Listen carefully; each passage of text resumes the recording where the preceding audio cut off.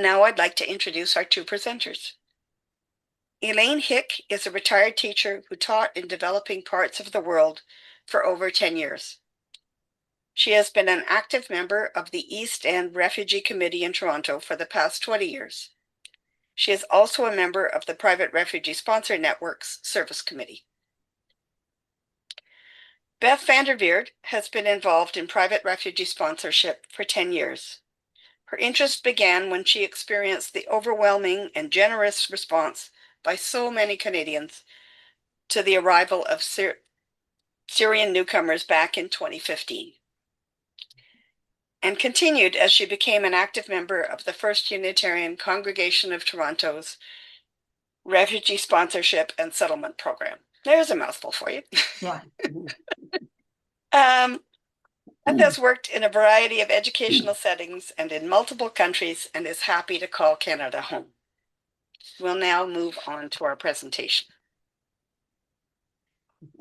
So our first question is, what does self-determination mean to you?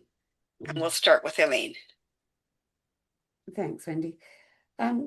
Self-determination means having both the right and the ability to make one's own decisions in life. So it's the day-to-day decisions and choices, and it's the bigger decisions that will determine your path forward in this life. Thank you. And Beth, what does self-determination mean to you in the context of refugee sponsorship? So in the context of refugee sponsorship, our role as sponsors is to foster that independence, to empower and support newcomers to make their own choices. And this might sound obvious, but because they've been given the label of refugee and because of their refugee status, they've been without the ability to consider their own choices about their lives. And simply put, they've had very few or no choices as refugees. So sponsors want to foster independence and empowerment by providing information and explaining options and choices. It sounds like a fairly simple concept. I know it did to me. Empowerment, independence, self-determination. Isn't that what we want to do? Isn't that what we try to do? The notion that newcomers will determine their own paths in Canada might seem obvious, but it can be difficult to achieve for a whole host of reasons that we'll get into. Thanks, Beth. So our next question is, what are some areas that require newcomers to have self-determination? And Beth, this time we'll start with you. So many of these areas are areas that you and I would also want to have independence or self-determination. So it's really no different. For example, finances, determining a monthly budget, figuring out, where we want to spend our money, buying a car, credit cards, debt, all those things. Or education in the context of sponsorship, studying English or not, finishing high school or not, going to a college for further training or not. Those kinds of things. And then, of course, employment. Newcomers are often very eager to find work right away as soon as possible. So what kind of work will that be? Will it be something like what they did at home, using their skill set from home? Or are they maybe more interested in finding just a survival kind of a job to pay the bills, to get some cash? So these are all some of the areas. Elaine, what other areas do you have? Some that are sort of less obvious than the ones you just mentioned. Food, what food they choose to put in the grocery cart at the store, what snacks they choose to eat, what meals they choose to prepare, is all a part of self-determination. Child rearing, big one, and family relationships. Does their child have a set bedtime or not? That's their choice. Who's the head of the household? That's their choice. Okay. Household furnishings and furniture. Sometimes we think, well, that's obvious. But not every culture uses the same furniture and household items that we do here in North America. And they will know what they want and need and what they don't want and don't need. Clothing is part of self-determination. Whether they choose to dress modestly or not is their choice. Whether they want to join a faith community when they come to Canada or not. And it may be the same faith community from their home country. It might be a different faith community. That's their choice. And who they will socialize with, who they would like to socialize with. It might be people from their home country and it might not. And we'll be touching on this a bit more later on. but that's a part of their self-determination. Thank you. And the next question is about obstacles. What are some obstacles to newcomers having self-determination that you've encountered? Elaine? So there are many obstacles that are sort of inherent in the newcomers themselves, that might be inherent, I should say. Um, every case is different, every family is different, every individual is different. But some that they may have, some obstacles that they may have, could be a possible lack of English literacy skills, which is obviously a huge obstacle to making one's own choices. They could have a lack of financial literacy skills, especially if they've been, in a refugee camp for the past 10 years without managing their own money and a budget, etc. Um, there, things like our healthcare system has protocol and routines. Not knowing though that system is an obstacle to that self-determination, to know whether to go to a walk-in clinic or your family doctor or a telehealth phone call or an emergency department. Knowing that is important. Knowing the school system is also a part of self-determination. And a big one is public transit. It's really hard to go from A to B on your own or with your family if you don't know how to get there and get home again without a sponsor. So public transit is a big one. There could be gender roles from their culture that have limited their experiences. Both men and women would be limited by these gender roles. But that could be an obstacle to them having self-determination in Canada. And lastly, newcomers want to show their gratitude to their sponsors. And sometimes that means, not wanting to conflict with their sponsors and go along with everything their sponsors suggest. And that takes away their self-determination. Thank you. And Beth, do you want to address the question around obstacles? Sure, that leads what Elaine was just saying, leads right into what I think is a main obstacle to self-determination or independence for newcomers, and that's from the power imbalance between sponsors and newcomers, which is created by all sorts of things. The lack of English, we speak English, they don't speak English yet. The lack of knowledge of the system, we know the system, they don't know it yet. It's a strong term, power imbalance, but with it, I'm referring to the fact that we, as sponsors, have knowledge of that system. And also, we control the funds, which is a huge factor with this power imbalance, and we're providing material support. So, how can this power imbalance manifest in a sponsorship? What might it look like? Well, a newcomer, as Elaine said, might be hesitant to voice an opinion or state a preference if it's different from what they perceive as the team's preference. Or a newcomer might agree to something and then do something completely different. I think this has happened to us many times. Probably it's happened to you as well, often without informing the team. And this can make it extremely difficult to know what their real preference is and the choice that they want to make. So, and knowing what they really want to do is so key to self-determination. So it's kind of a vicious cycle.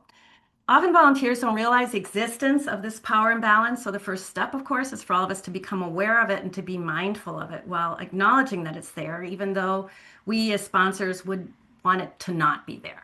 So acknowledging it, we might want to stop for a minute and ask ourselves why, for example, a refugee might be hesitant to tell us they really don't want a dining room table when we're really excited about that dining room table that we just found. So another obstacle to self-determination that I've encountered many, many times is that volunteers are often so eager to support that they sometimes, with the best of intentions, forget that our role is to empower.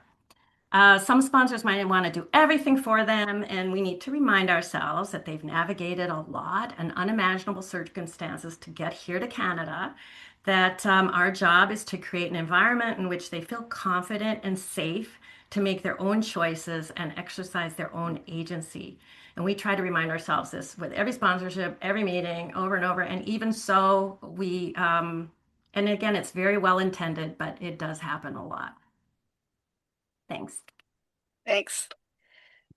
So our next focus is going to be what challenges have you encountered personally or with your team in accepting newcomers' decisions? And I know you both have lots of examples, so we're just going to alternate on this one, starting with Elaine. Okay, thanks. Um, One example that I have is a very young family that we sponsored, and so we did our usual. The mother had her language assessment, and we found the nearest ESL, adult ESL school for her. And she had a 2-year-old. So we had to find one that had a daycare that had an opening for a 2-year-old. Everything was perfect. Everything was set up. Everything was ready to go. Should have gone the way we wanted it to go. The only problem was she didn't want to put her child in daycare. She wanted to learn English, but she was not comfortable leaving her child in daycare. I think my niece has the same problem, so it's understandable. Um, I'll follow up with one of our most common recurring issues comes to English, again, to Elaine's point, and the team's perceived notion of how much English that newcomer is going to need. It's often different from what the newcomer themselves think. So, in general, we as a team think, that the more English they have, the better, the higher they'll enter the job market, et cetera, et cetera. And a newcomer might just be anxious to start working as soon as possible. So we had a situation where a private school was donating English to a newcomer, and we thought this was the best situation because it was a young adult. He'd had a couple years of university under his belt. So the private school was a little bit higher academic level. We thought, oh, this is going to be great for him. It's going to be better than the Link program. He's going to be able to move right along with his English. And don't you know, he decided he didn't want to go. And we thought, what? But actually, he uh he as a young adult new to Canada was like most young adults, and he wanted to get a job and save up money and buy a car. So there you go. So all we could do was explain the options and talk to the school, of course, who kept the option open should he change his mind. And ultimately he went, got a job and bought his car. So we had another situation where a newcomer, we were really kind of at odds about how much English he still needed to have. And he was determined he was going to go get a job for a sales job for Christmas holidays. And we thought, oh my gosh, he needs more English. But he was really determined, and he went in and out of all the stores on his street and did his little pitch. And I'm happy to say he proved us all wrong. He got a job. It led to a promotion, led to another promotion, and he never did return to English. So I think this is probably one of the most recurring issues that we have. Go ahead, Elaine. Thanks. As I mentioned to the previous question, some newcomers simply do not want to socialize with people from their home country. And when we've sort of inquired why, out of curiosity, um, one young woman, said she really wanted to improve her English, and that if she socialized with people from her home country, she would speak her native tongue, and not improve her English. Fair enough. Another one, it was an individual from Afghanistan. She was very afraid for her family that she had left behind in Afghanistan. She didn't know the other Afghans that we would have introduced her to. She didn't know she could trust them not to send word back to Afghanistan, and the repercussions for her family. Um, Another one wanted to drop their religion and not wear the style of clothing that they were expected to wear, and they didn't want to be judged by people from their home country, so they Hmm. didn't want that. So sometimes it's reaching out and understanding why they don't want to do something. Hmm. Thanks. Beth? Another is choosing to work for cash, and you've maybe encountered this as well. It's come up several times with our sponsorships, and it's always been a tough one to navigate because, on the one hand, a newcomer is happy to have a job, excited, proud, and they're going to be earning some cash. And on the other hand, we tend to think that working for cash is usually not advisable. And they're so happy they found a job, and we're anticipating all the pitfalls. So again, a job is to provide information and educate what that means working for cash in Canada, and also really to remind them that they're no longer refugees and they don't have to just work for cash, that they have rights, that they don't need to settle for this. Mhm, mhm. Thanks. Mhm. Elaine? Yeah, thanks.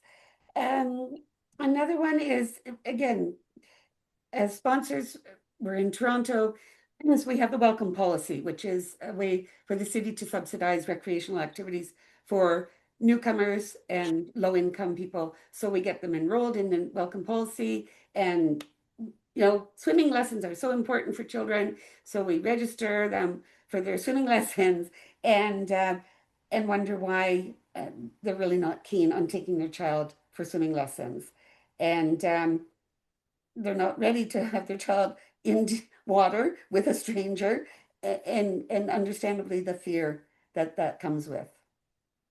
Hmm. Thanks. Beth? And on the topic of finances, there are always, sort of differences of opinions. We are really aware of the budget. We're really aware of the cost of life, the cost of living in Toronto. So we can have maybe very different ideas with a newcomer about financial decisions. Perhaps, you have a young adult who wants to buy a car, and that's a priority. And we might not think it's necessary. It's too expensive, cost of insurance, maintenance, all of that. So, Lane? Mm-hmm. Elaine? And the last example was a single male in his 30s. Wanted to meet women, wanted to get married, and wanted to go to bars to meet women. Um, Many guys do this. This is normal, in terms of a relationship. But the problem was this was happening right at the height of the Me Too movement, when things were very tense, in settings, especially in a setting such as a bar. Hmm. But I think when we were talking before, you talked about needing to explain what sexual consent is in Canada, and the Yeah. laws Yeah. around that, so that he would When we be get into safe. Yeah. how we dealt with these issues, these challenges, then I'll mention Hmm. that. Yeah. Hmm. Okay, and Beth, I'm going to give you the final example. We could go on all day. You could. You We guys, want to and move on. you all have these examples too. So many times where you just kind of go, "Oh, okay, that's what they want to do." So the final example I'll share, just because it's kind of interesting, is withdrawing from a sponsorship, and we've actually had this happen a couple times, returning their home country. And so you can imagine, for reasons that you probably can easily imagine, the choice to withdraw from a sponsorship or to return home is rarely one that we as sponsors would encourage. We had one case where a refugee decided to withdraw before arrival after many, many years of processing the application, legal, et cetera, et cetera, and it was about to be approved. So he had his reasons, which he explained, and we in turn explained all the ramifications of that choice. Again, it isn't our place to agree or disagree, but just to make sure that an informed choice is being made. And in the end, I like to say that is the gift of private sponsorship, the ability to have that choice. Thank you.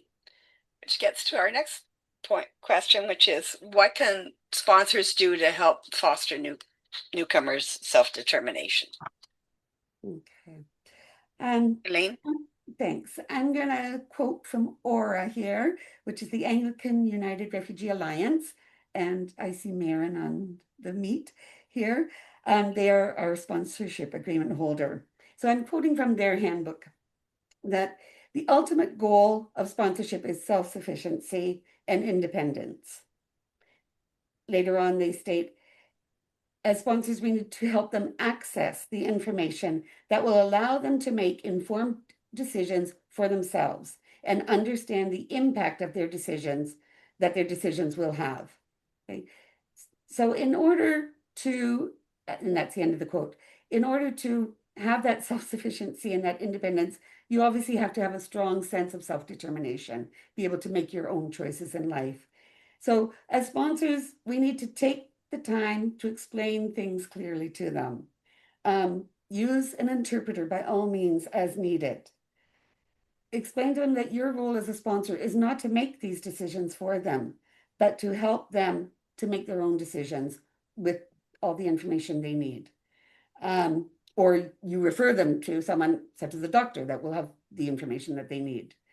They have the right to decline anything from their sponsors, any suggestions, any items, etc., and making that clear to them. And then to go back to some of those examples that I gave to the previous question, the mother, not reluctant to put her child in daycare, the first thing we did was look to see if there were online ESL classes available that she could stay at home with her toddler and continue her ESL or start her ESL online. That actually wasn't an option for her, wasn't available to her at that time. But we then spoke to the daycare folks and asked if she could join her child in daycare until she felt comfortable leaving. And that worked out beautifully. That she stayed, saw that the child was having fun there, was feeling comfortable, safe, everything was fine. And gradually she was able to slip away to go to her ESL classes, which were obviously in the same building. Um, in terms of the swimming, it was a matter of explaining to them that the child will not be in the deep end. They will be with an instructor who is qualified. There will be a lifeguard on duty. There will be a small ratio of children to this adult, and that it will be, safe for that child. So once they understood a lot of those things, they were more willing to have their child start swimming lessons. And then in terms of the young man interested in meeting someone um, in the bar scene, it was, as Wendy mentioned, it was sitting down and explaining the concept of consent, which was foreign to him, totally foreign to him, especially as alcohol is involved. And the very real and the very legal consequences of not take getting consent.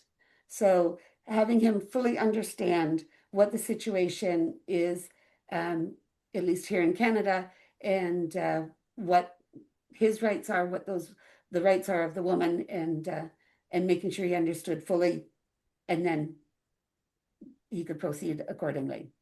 Mm. Thanks, Elaine. Beth? So for me, the biggest thing we can do is, as sponsors, is to provide information and education to volunteers and to newcomers about sponsorship. So it sounds really broad, but as Elaine mentioned, newcomers need to be educated about what sponsorship means. And there's a very helpful document that's been created by RSTP called Your Rights as a Privately Sponsored Refugee. And it's at the RSTP website. And I think Gail or Wendy will put that in the chat if you're interested. Otherwise, you can find it at RSTP.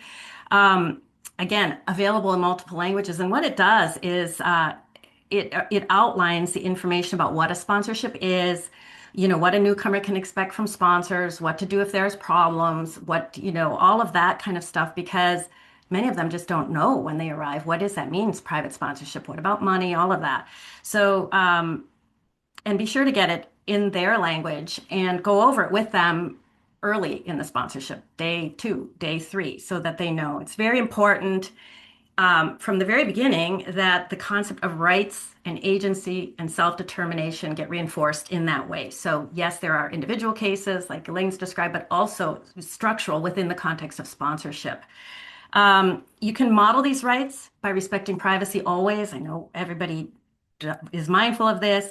Always asking permission before using a photo, not sharing personal information with the entire team, only using names with permission, never using last names. Again, always ask permission. So by doing that, we're modeling that they have rights and that they have choices and that we're being very mindful of that power imbalance. So ensuring comprehension is also really important. Language, as we all know, can be a big obstacle to independence and making informed decisions. So in addition to talking over an issue with a newcomer and providing information verbally, it's always good to follow up with something written, and so that they can read it as well as hear it, and then maybe take it home and translate it if necessary. And then if you're not sure, go back and revisit, because I'm sure we've all been in the situation where someone has said, yeah, I understand. And then later you realize, no, they didn't. So however you have to do that, it's really important, because obviously they can't be empowered to make informed decisions if they don't clearly understand the options. So we as volunteers can also do a few things to foster self-determination. So along the lines, the theme of language, the importance of the language that we use. So we know none of us refer to former refugees as refugees once they arrive, rather newcomers. Their time emphasizes that the time of being a refugee is over, and now they have the power and right to make choices. So other examples, little things, but I think important. the use of the word support rather than help. We support them rather than help. I think support provides more agency to the newcomer. And even if they don't understand the slight difference, the volunteers do. And all of it is important in fostering this as a team. Avoid saying things like our refugees. If everybody's mindful of this, it sets a culture that promotes that. So doing with versus doing for volunteers, that our job is to do things with the newcomer, not necessarily for the newcomer. Okay, in all honesty, I know we all do a lot of things for the newcomers because it's just efficient and necessary and quick and all of that. However, our goal is to support the newcomer to develop these skills and knowledge so that they can do it independently or with guidance from the team if they want, if they seek it, if they ask for it. So remember that finding and providing information is a settlement team's superpower. So emphasize to both volunteers and newcomers that this is our role and that this supports newcomers in making the best decision for themselves. So if at all possible, establish a relationship with the refugee before arrival so that the team can get to know them as people. How you do this can vary. Maybe a lead or a co-lead can reach out. Sometimes if a whole team does, that gets to be a little bit overwhelming, but that relationship of trust gets developed in that way. And often it's this person, the one who develops that early relationship, who will continue to have more trust from that newcomer when they arrive. And that trusting relationship is really key to help them feel safer, to let the team know what they want, even if it's different what the team might think. So try to, along the same line, try to provide as many choices to them as possible in the pre-arrival stage. For example, if you're collecting donations, if at all possible, take photos and let the newcomer decide what they do or don't want. I mean, of course, this isn't all possible. Sometimes, as we all know, we're just happy to find a sofa. That's assuming we know they want a sofa, of course. But if there is a choice, emphasize that it's okay to say no. But again, saying no is tricky, certainly at the beginning in those days because of that power imbalance. But sharing this process with the team early in the settlement serves two functions. It demonstrates respect for the newcomer's autonomy and also emphasizes to the volunteers that our role is to support and empower. It's not at all unusual for a newcomer to eventually replace every item we found for them before arrival in order to create a home of their own choices. And in my opinion, that's a success in the world of sponsorship and self-determination. As much as possible, we communicate with the refugee before arrival to answer our questions about their needs. For example, do they drink coffee? Do they want a teapot? Do they even want a dining room table?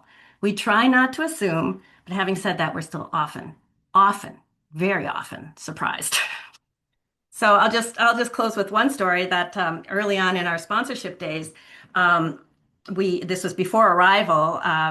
I was working with a couple and asked them what their style of furniture was and explained to them, look, there isn't always a choice, but if we have two tables, what do you prefer? Do you like the old antique stuff or do you like whatever? And they were, first of all, incredibly astonished that I would ask that question. So it was meaningful to them, I think. They sent all kinds of like magazine pictures about things that they liked after that. It was kind of fun. And I also asked them what they like to watch on television or YouTube, because they said they watched a lot of television or YouTube. And their answers were they liked modern furniture and they liked to watch Ellen DeGeneres.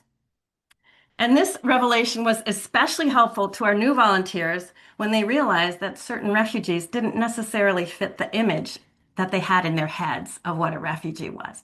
So it's very helpful on so many fronts.